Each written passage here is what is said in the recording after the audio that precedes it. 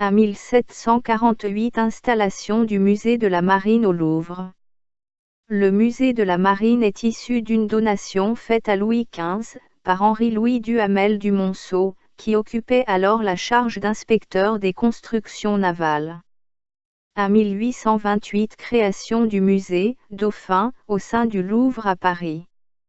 Constitution alors de l'atelier de modélisme à l'Arsenal de Cherbourg. 6 ouvriers sont désignés pour créer les maquettes des bateaux construits pour la marine.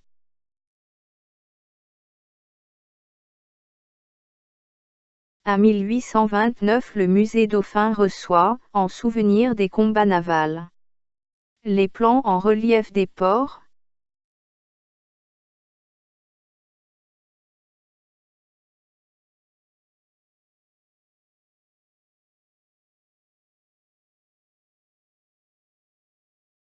ainsi que les instruments nautiques, les statues, les tableaux.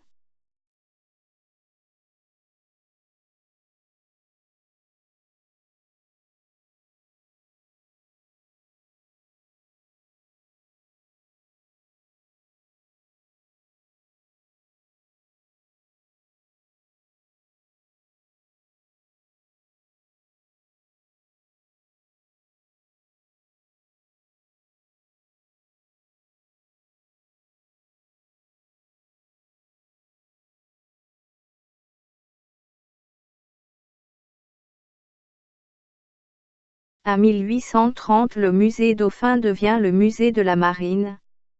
Les matériaux nobles sont alors privilégiés pour les créations, l'ébène, le citronnier, le cuivre, le fer poli et l'argent.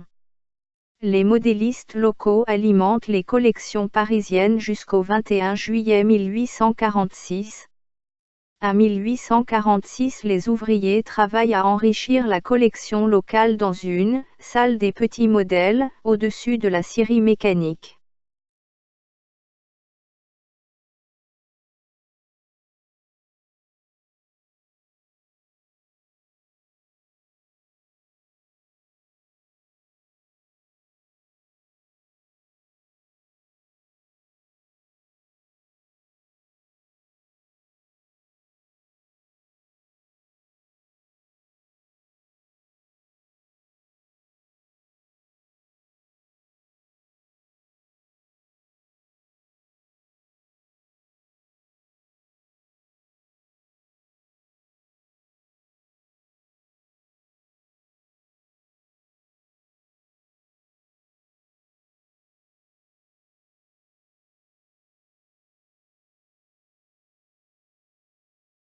À 1894 transfert du « Musée des petits modèles » dans les bâtiments de la DP. À 1905 loi de séparation de l'Église et de l'État.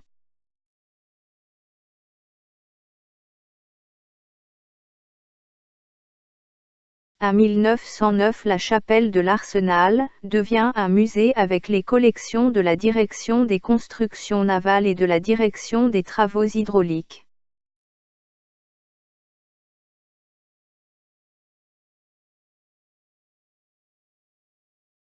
À 1923 le public peut découvrir coques de vaisseaux, frégates, corvettes, jonques de pêche chinoises, galiots, navires de haute mer, écussons sculptés, bastes en bois, cloches de plongeurs, modèles de cabestan, machines et instruments de marine, ornements impériaux, etc.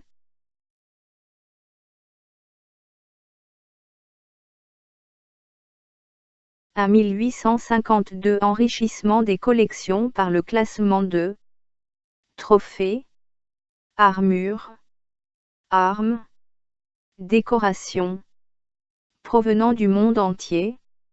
À 1939 évacuation du Louvre du musée de la Marine. À 1940 début de l'occupation allemande. Un incendie détruit partiellement les collections car une partie avait été envoyée, par précaution, à Paris.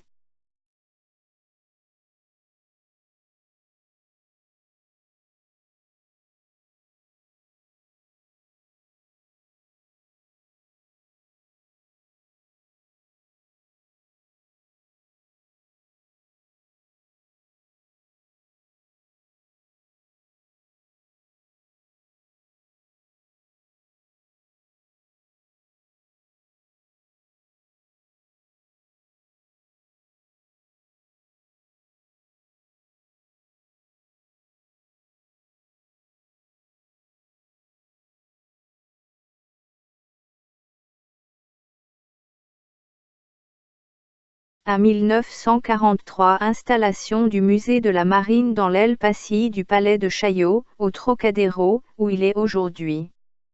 Ce musée dépend du ministère de la Défense.